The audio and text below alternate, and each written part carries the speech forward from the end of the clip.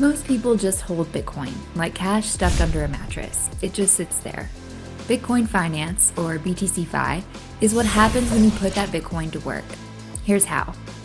Swapping is like changing dollars into euros or RMB when you travel.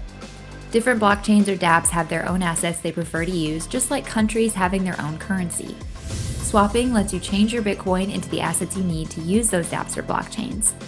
Gas fees are like the exchange fee that you pay for using a bank or a system to swap your money out. You have exchange rates just like you do between currencies from two different countries.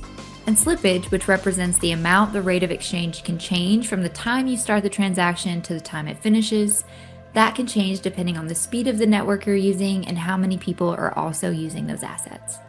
Staking works like a savings account. When you put dollars into the bank, they lend it out or use it and then pay you interest. In crypto, you can lock up your Bitcoin and the network rewards you for helping keep things running. It uses your funds to keep the network secure and you earn interest on your deposit. Borrowing and lending is like a traditional loan.